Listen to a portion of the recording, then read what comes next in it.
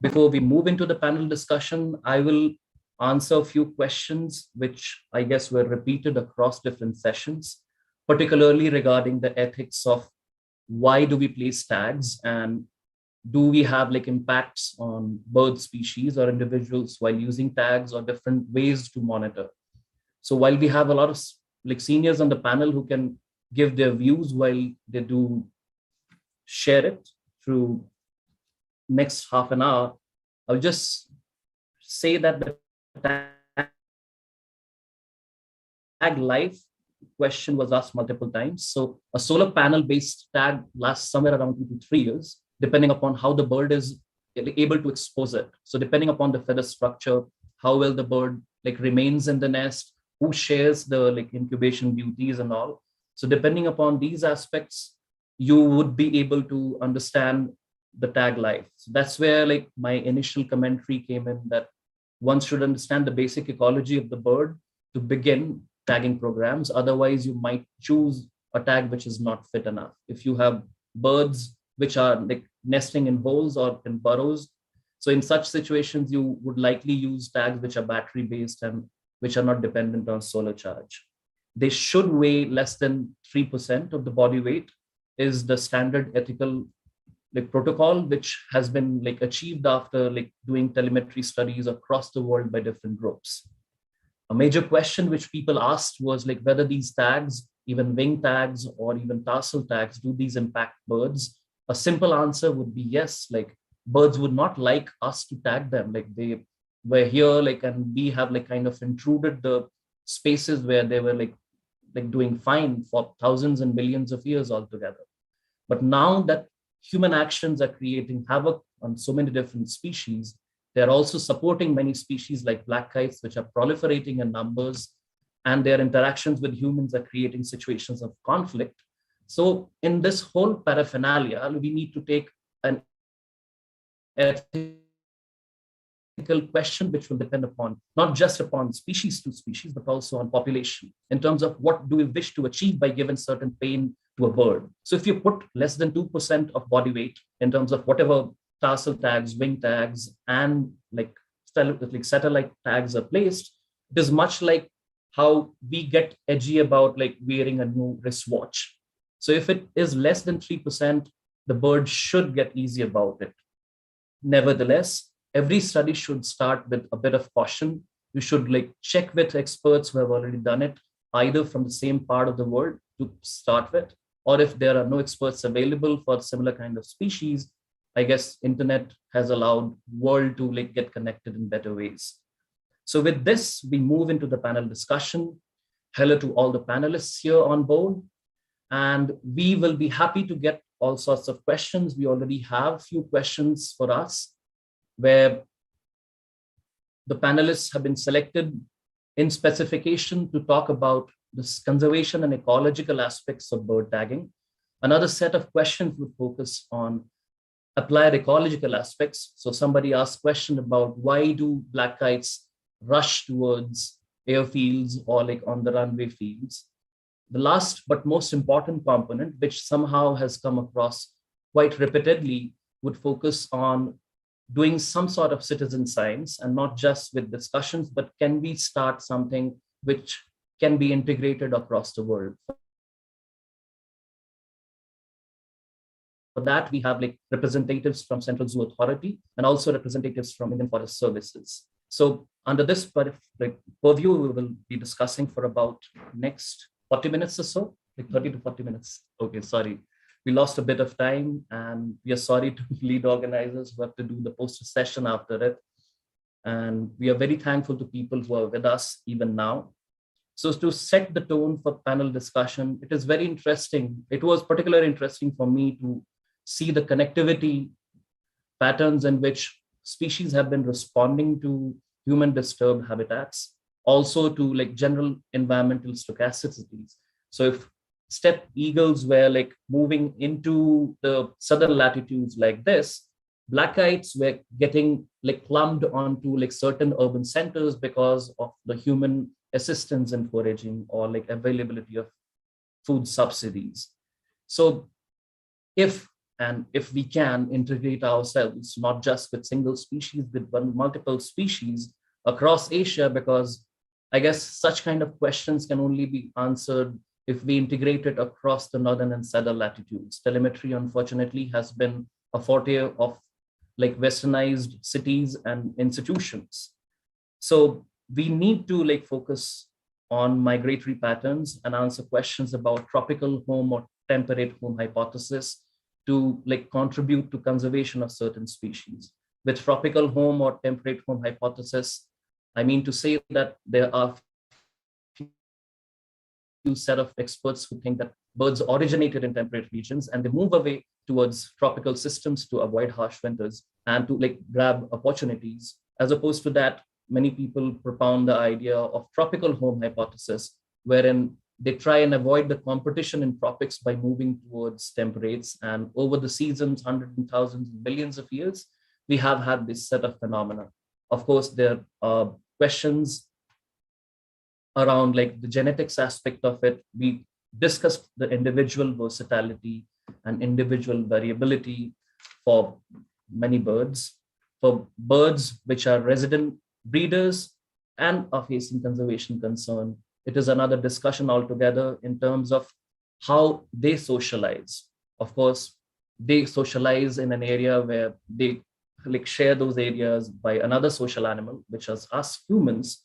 So this opens the Pandora box of new era of ethno-ornithology, wherein we will use the telemetry studies to go deeper into these like ethnic relationships, which many of these groups have. Like for instance, Aparajita Datta's group, they have been studying the relationship of like local communities with frugivorous birds.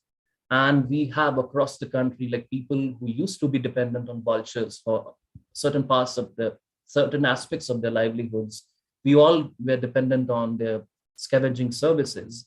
And of course, we should not simply be like focused on services which have like clear like economic benefits,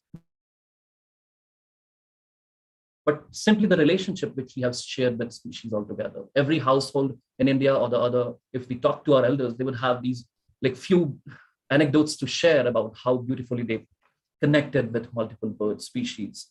So my first question would start with the warhorse of Indian ornithology, Dr. S. Balachandran, because he's the first name which comes in terms of monitoring birds, talk of any activity.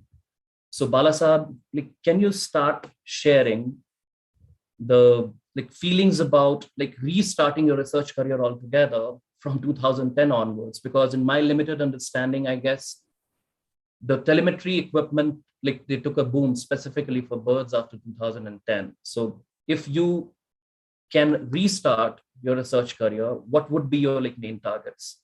So that would be quite beneficial for early career researchers like us. Thanks. Okay.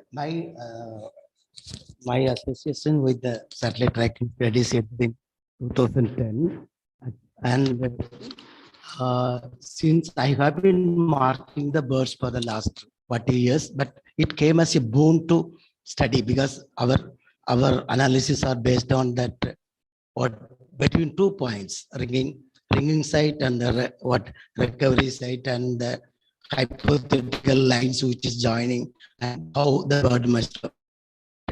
So before starting the satellite telemetry, we know that that the birds based on their movement pattern, it was earlier considered for example, Pacific golden plover was the species which can undertake a non-stop flight of over 4,000 miles.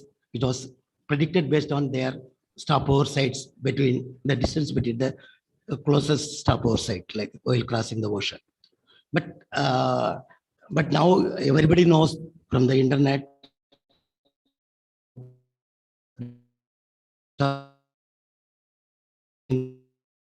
kilometer. These all come to very handy to reveal so many fact and light and our Moderator who was known to fly high, that the highest flying birds in the world. But that all because our using the head across the Himalayas. So this kind of what startling information we can get it, and how the because since I have been doing handling what 100,000s of birds. Even yesterday night also we can handle several birds per ringing, and how that weight increase happening. All those things which we have been recording through this handling for ringing. But this kind of but I was dreaming to put transmitters on these showbirds, which are the one undertaking the what migration between the Arctic to the southern hemisphere tip.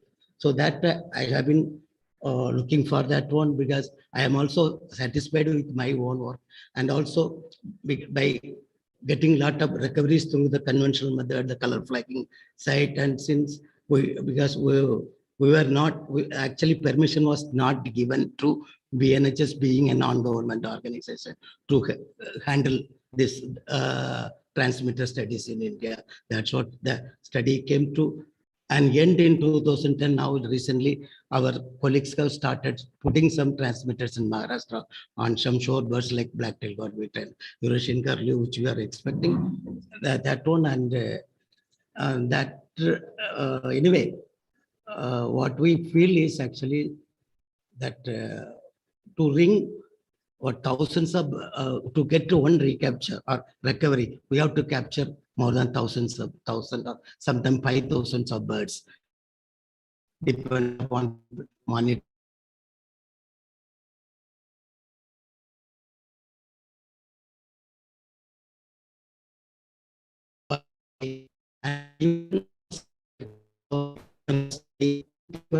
More than 50% of birds could not be tracked beyond certain limit. So that time we realized that one. Now, after seeing some of the tracking studies even undertaken by our Wildlife Institute, like that on our Jacobinus cuckoo, even the Amur falcon, they are also the recent technology. Also, they could track. Okay, okay. That way nowadays the technology has also improved, because when we started first time in large scale in the 2007, but we faced a lot of failure rather than the success. But as I mentioned in my studies, only 3 species we have successfully tracked and studied that one. Okay, that one. And anyway, we have got pros and cons on both the studies. The ringing studies, we could generate a lot of information on other thing, because handling a lot of birds. That's the only thing. And the other thing is also the constraint is also money involved, and here also more effort needed for large scale ringing. And with the small what I have been toiled for so many years to by ringing so many lakhs of birds, to come to know about the at least migratory birds of some 60 species very well. But the satellite telemetry can add into more this one. Since I started from conventional ringing and shifted to telemetry, and now I have stopped telemetry due to the lack of permission. That's a thing I learned it. And really, I am amazing to see that one. This kind of study has been used to study the home range, and for vultures and bustard, and even that what plaquage studies. So they have with the specific purposes, but my aim was only to the studying the long distance migratory birds like that. So any other question, whether I answered to your question, Nishant, or I want to add more into that one? Yeah, you have like, definitely. So I guess like you should start penning a book in terms of like how like we should remain humble with like both our efforts. Like as new researchers, we tend to get motivated to put a lot of transmitters, and we forget the values of traditional methods of putting a lot of ringing exercises into practice, which can then contribute to the overall benefit which we get from putting transmitters on birds. So we'll hope for a good popular book from you soon, Bala. So we move next to Dr. Sonali Ghosh.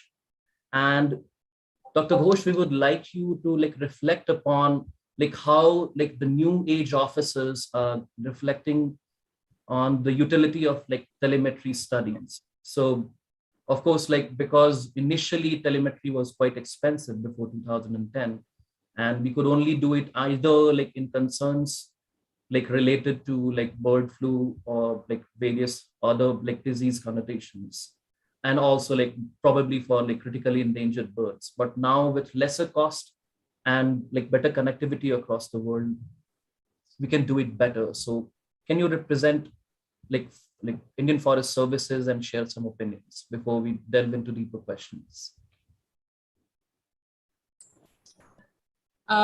Thank you there, Dr. Nishant. Can you hear me?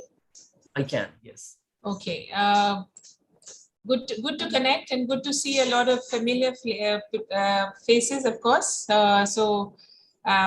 Very warm good afternoon from Guwahati in Assam. And a good afternoon to all my panelists, fellow panelists, Dr. Balachandran, Dr. Gauri, good to see you back here. I also see Nita ma'am and Soumya there, so very nice. I'm so sorry, my apologies. Actually, honestly, Nishant, I have been trying very hard to connect on that Discord. And I think it was truly a discord for me. I've not been able to, since last 1.5 hours, I've been trying, but I didn't want to disturb you all. It just kept asking me for if I'm human. And I was clicking on those buttons. But so I think I've missed out most of it. But I hope since I've registered, I'll be able to see the recordings and do that. Is it okay to just present here, Nishant? Links are there. Yeah. You can. Okay. You can.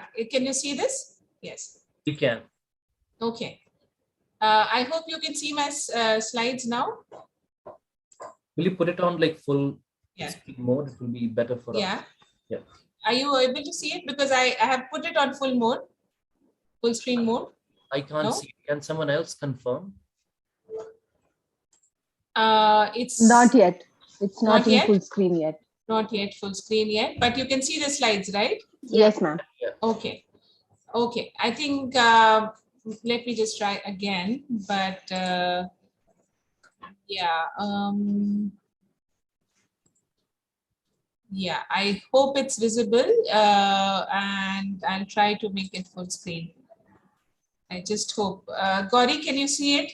Even if you can see a little bit of it. We can slides, but it's not full screen, but I think that's okay. That's okay. Okay. Yeah. Right. Thank you so much there. And Dr. Nishant, I think, thank you for, making me part of this. It is really amazing. I was listening. I mean, I was kind of, going through the sessions. And as you said, that how we can integrate this into our forest department. So, of course, I mean, if you are able to see this beautiful picture of you, Urvi, and a lot of others when we celebrated the Kindness Matters Day, World Kindness Day in Delhi Zoo.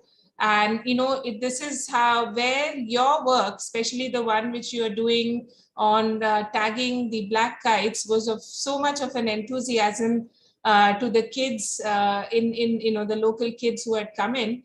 And it was wonderful that how we were able to actually communicate science and make them connect to the conservation. So to me, that kind of sums up what we can do in terms of using science and then doing in conservation outreach.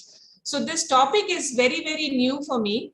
And I think the most, that's why for me, it was like I just did a Google Scholar search, and it was fascinating to understand that you have several, different types of inferences, conservation inferences based on telemetry studies. So for example, a very critical element of the Central Asian flyway has been the tagging of the birds. I mean, and we now know that how we should be able to tag the birds and we should be able to get the information. We have, of course, got this very interesting paper which I came through, which is basically bird conservation from obscurity to popularity, the study of 2 bird species from Northeast India. It talks about the Amur falcon and the Bugun leochikla. And of course, Amur falcon, as we know, was studied very well in terms of, its migratory patterns, and then why there was a need to conserve its stopover site. Of course, our own work when we are looking at Assam and with BNHS on the Bengal florican. And very recently, and this was interesting, and perhaps Dr. Gauri can also throw some light on this, is basically looking at birds and looking at how disease is spreading across different continents. So that I thought was very interesting. And this is what, because until recently, until December, I was with Central Zoo Authority. And I feel personally that there is this fascinating aspect of looking at urban ecology, looking at zoos, and looking at conservation through science-based monitoring. And it includes, of course, bird monitoring. And of course, the recent example which I was quoting about was of Dr. Nishant's own work, where it was so fascinating to understand that how in Delhi Zoo, we have not one but two species of black kites coming all the way from Mongolia and other places, and what kind of a urban conservation linkage it had. So we have around 150 zoos across the country, and they are ideal sites to take up some sort of a monitoring or some sort of a systematic work, which will not just help us understand urban environments, but also help in conservation outreach. So so primarily a few points from my side is that, as a country, we have really opened up to new technology. Very recently, I think last year, we had the new drone policy, and a lot of things have actually opened up. So it's less of red tape and more of embracing new technology. And I think here, youngsters like you all must come up with what are the challenges to procure, let's say, a small, a transmitter or a kind of an equipment. What are the challenges and why, and what should be done to ease out the business in procuring the same. My second question would be, yes, can we make such equipment in India? Perhaps we might. And then, of course, we have this whole set of, plethora of species and sites that we can look through zoos. Hello, everyone. And definitely there is a need to include the way we do bird monitoring as part of our multilateral environment agreements. So let's say a Ramsar wetland, right? So if there is a wetland management plan, which is kind of mandated under the Ramsar Convention, there is a time, or there might be a need now to include a certain aspect on preferential monitoring using tagging and so on. So it could be inbuilt into the way we look at our sites, protected sites under these environmental agreements. Central Asian Flyway, for example, for sure needs to be strengthened using such telemetry studies. Even at the national level, if you're looking at the National Wildlife Action Plan, or even the management plan of protected areas. So if there are specifically certain protected areas with, a bird, which is kind of a focus area, then we might want to actually include certain sections. Currently, they are, they're a bit, let's say, silent on this, that whether we can leverage technology into studying these species. Like, for example, when we talk about tiger reserves, we know that there is a set pattern of using All India Tiger Monitoring Estimation Exercise, which is a 4-year cycle. And, there has to be a camera trap mark recapture technology. So similarly, when we are looking at our bird species or any other endangered species, I think monitoring and should be integral to the way we study these species.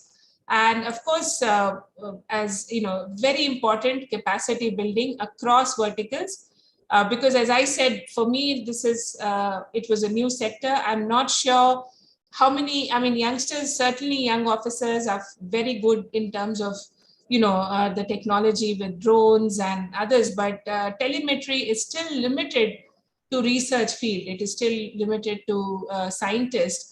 And there might be a need to, build capacities across the department to handhold on this. So thank you so much. And I will stop here. Sorry, I think our PPT was not moving.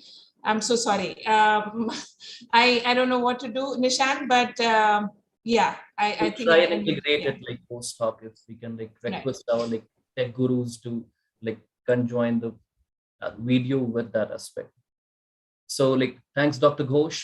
And before we move on to like Dr. Nita Shah and Dr. Soumya Prasad, I would like to continue on the note where Dr. Ghosh left, wherein like zoos happen to be a good resource in terms of where like citizen science can actually be executed.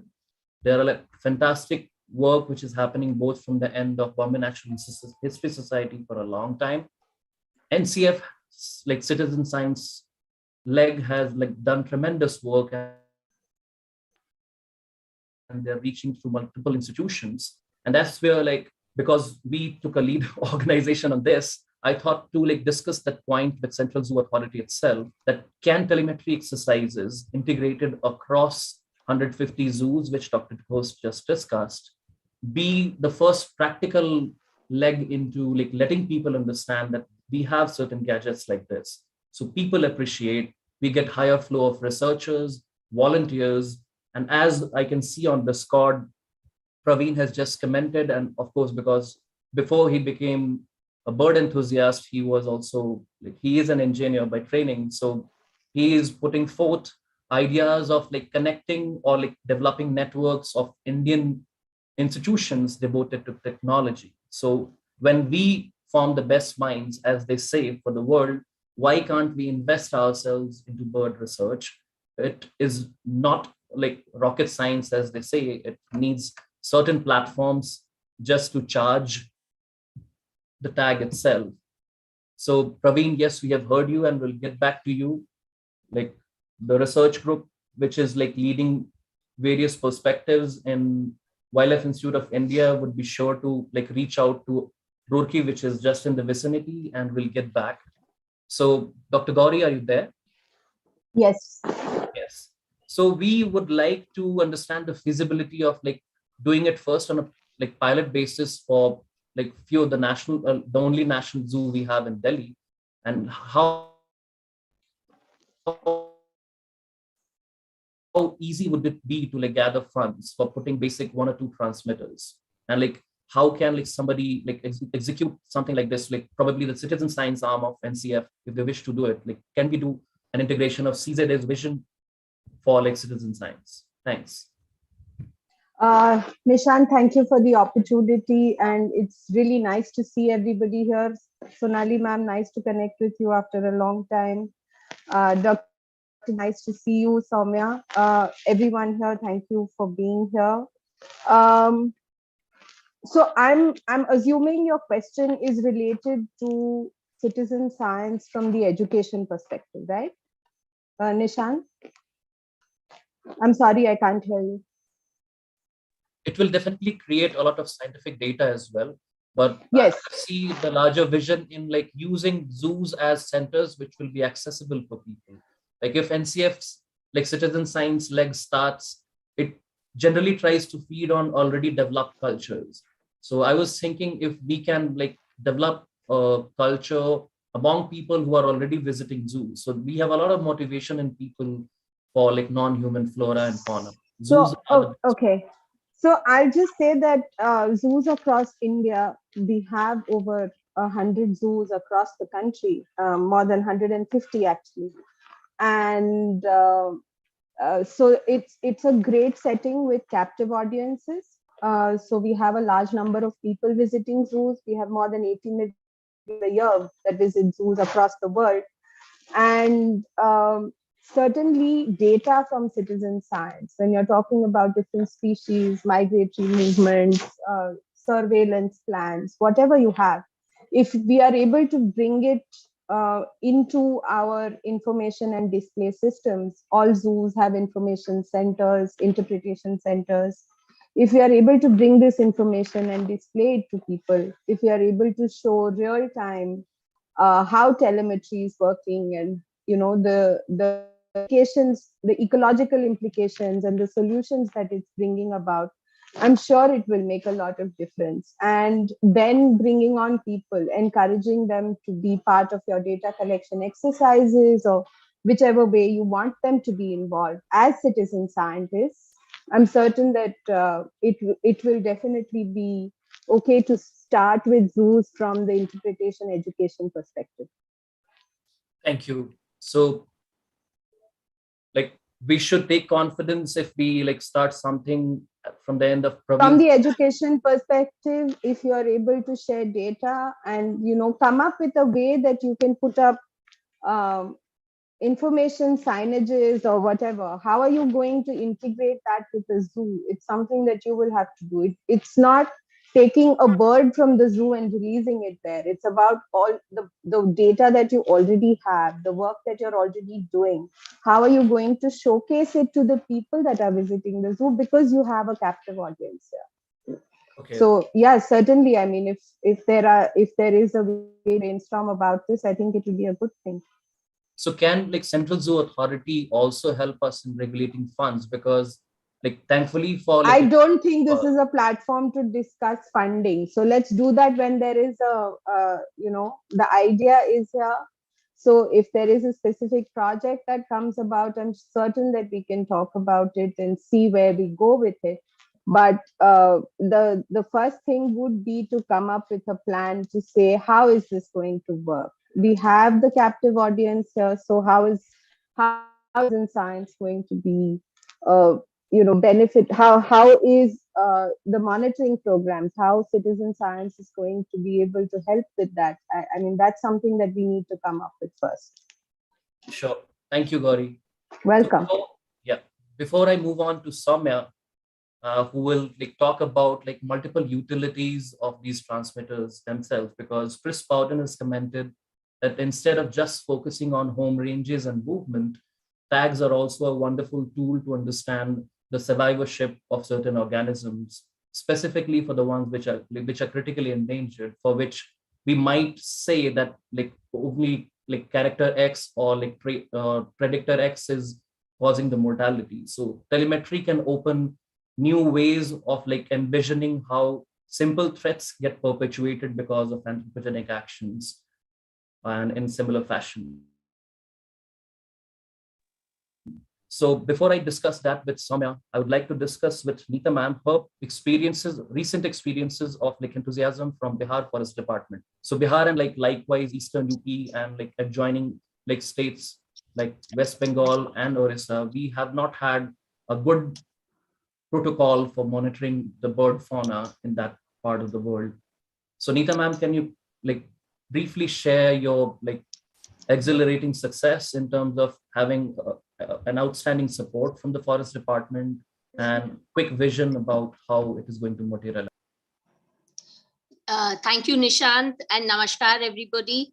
I really appreciate the organizers' efforts for having set this program for bird monitoring. I think it's a very important topic and a hot topic, I would say, because it is it has got a lot of it's got a large crowd, it's got many takers, it's got many scientific contributors into this in this arena.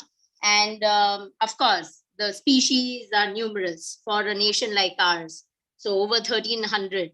And with this, I would like to thank Nishant for having me on board. Appreciate the same. And namaskar to all my panelist friends. Vanakkam Bala.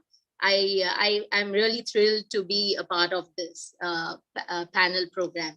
Well, having said this, I'm very, very excited to be associated with the Bihar program for monitoring ringing of birds, especially under the Central Asian Flyway. And I'm really thrilled to observe that the government of Bihar, the Department of Environment, Forests, Climate Change have been really forthcoming and positive. When the government machinery are with you for research and for actions for conservation, I think sky is the limit then. But we need to have the best of opportunities and the team to take these things forward more positively. With this, I would like to share that with the support of the government of Bihar, we were able to do probably the first for the state of Bihar, the annual waterfall counts this year. And it was engaging all the bird intelligentsia, the birders of the local birders of Bihar to be a part of it. So it was a very citizen science-like approach and a very positive outcome. And I think it has set a baseline understanding for the state to really know what the situation and status is of bird diversity and bird population across the landscape of Bihar. Bihar has over thousands of wetlands, but unfortunately the density and diversity are pretty frail, I would say more fragile in the system due to multiple reasons. And let me not forget to share with you that Bihar is the site which I was very keen to really take forward, though it was very poorly documented for birding. What excited me was it was at the crossroad, the junction of the East Asian, Australasian, and the Central Asian Flyway. So that this state becomes a very valuable state for us to keep monitoring regularly, which unfortunately never happened for many decades.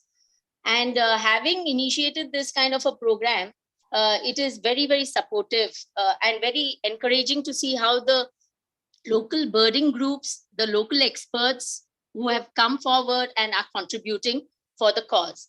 Secondly, I also had a very good experience doing the citizen science program during the COVID period with the local communities to gather information on the open bill stocks, the nesting. It was the nesting time. So basically we were able to map the heroneries across Bihar purely through citizen science, through word of communication and pictures that were sent by the local groups. So that was a very positive thing which I observed. Meanwhile, our major work as BNHS out in Bihar is basically we've initiated along with our monitoring program across some select wetlands. We also are contributing towards ringing, capturing of these birds, both land bird as well as water bird. But what I've been seeing in the last last at least 2 years is that we have been able to have very good captures of passerine species and more than that of the water bird species. Not that probably it could be efforts of ours, but then we have a northern passage, the movement of the passerines around the time from January, February. And that's when we get a lot of diversity coming in. At the same time, our capture rates are also very low, not very good. Why am I sharing all this with you all is just to, there's one point which I want to really strongly emphasize, and that Bihar, unfortunately, has got many communities other than Mir Shikaris, other than communities like the Sahanis, who also want to consume birds, especially the migratory species. So the concern here is whatever comes from outside Bihar is most welcome and is on the table. So that's one of the major concerns. Definitely, I would expect our ringing recapture rates to be also very poor. And at the same time, my interest is to see how best we could use technology like geolocators on the small little birds. I'm very keen to deploy, but my concern is if these birds are to be captured by us, deployed with the various gadgets, and at the end we lose them as delicacy, I think it's not acceptable. It's a lot of investment and a lot of wastage. So here is one big concern that I'm already battling with regarding illegal hunting. So how best could we sort this out and take this forward? So it's a lot of effort getting more strength to the existing government decisions and extended arms to sort this out. I think we've initiated that process within the state of Bihar. At the same time, I'm very keen to deploy transmitters on some of the most important riverine species, the prating pole, one of my favorites, the little one. And they're out there nesting already in this time of the year. And I'm very keen to deploy some transmitters. But the problem is not that we don't have finances. We do have finances on the program, but I want to look at in last 3.5 decades of my association, where I did some telemetry work for the wild kur, the wild ass in Run of Kutch. My concern is there's no change in the financial levels of investment to such technology. So it is high time within our country, and I look forward to interacting with Mr. Praveen about it. And I want to look at things at a much wholesale level. And it is a required time because we're losing habitats. Where are these species which are northbound going to come back to these regions again if we are losing our habitats at a very high rate? So it's a great concern. And if we have to do it, we have to do it now. We are already too late. We've lost a lot of species and we're losing species by the day. And I think for that, we'll have to have a lot of support from our engineering intelligentsia within our nation. We can do it. They do it abroad. They will do it for the nation. And I'm sure we will achieve it. We always thought of getting that kind of inputs, support from within the country, where we would get gadgets ready, made in India. So I think with the present Prime Minister's policy of made in India, I think even these gadgets of telemetric gadgets, geolocators are very cheap. But the issue of geolocators is the recapture. If my recapture rates are low, I'm sure I don't have that kind of time to really get that information, download it, to understand the stopover sites, the energy level utility, the requirements, and so on and so forth. So with that, I would also like to share in the state of Bihar, we had a couple of, I think 2 or 3 raptors in the last 2.5 years that one came from Mongolia, the other from Bangladesh, which were tagged. And unfortunately, we need a fantastic outreach program. The police forces brought the bird down, ripped the tag open, thinking that they were spy birds. So that caused another ripple and concern. And definitely knowing the value of tags financially as well as ecological information lost. The bird also eventually died due to stress. And these are some of the issues which we are facing. So I really look forward to some kind of support system in near future, where we need to strengthen intelligently how to take care of these hunting societies, illegal hunting groups, and it's beyond control. You need a political will to really manage these. So whatever gadgets we may use, we will miserably fail if we don't have the political will in whatever we are doing, through the governance or through our own communities of research. So this is it. If you've got any more queries, kindly let me know. Thanks. Thank you, ma'am. So I will end today's panel discussion. We have entered into the poster session timings. So Soumya, the last question, which is kind of an improvised one, I wanted to ask a different question to you, but then you also seem to be a fit person to answer something which has just started. So through the course of your educational journey and also your professional paths, you have come across multiple institutions, both within India and outside. And in the sense of utilizing multiple expertise, both within the country and outside, how do you foresee something which Praveen was just suggesting, that can we generate enough willpower within the institutions, the tech part from engineering institutions, and possibly we can kind of simplify ourselves enough for them to do something for us. There are students who need to do projects or something. So you have been at multiple integrated firms, and it will be beautiful to listen your views on that. Thanks.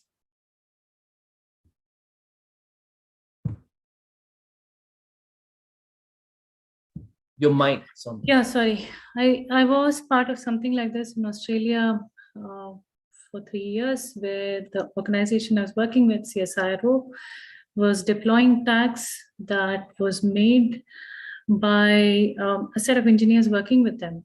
Okay. But the problem, like with technology like this, with telemetry is, it's of course, technology is evolving very, very fast. And often by the time we do R&D and deploy, we are a bit dated already. Okay. So the other challenge also is like, unless you have like a huge amount of funds at your disposal, okay, to kind of gather the amount of money that's required for R&D and testing of the electronics, it's quite huge. Okay. And ultimately, the successful tech firms in telemetry, be it EOBS or others that have been in the picture for some time now, and who are giving us stable technology that doesn't fail in the field. Okay, and we all know the ones that we go to over and over again. They basically invested in one kind of tech some years ago, EOBS, and others maybe 10 or 15 or 20 years ago. They went and bought the electronics, and they're selling you the same thing in different formats. Okay, they haven't changed the backend tech. Okay, either the receivers, your transmitters, none of that's changed.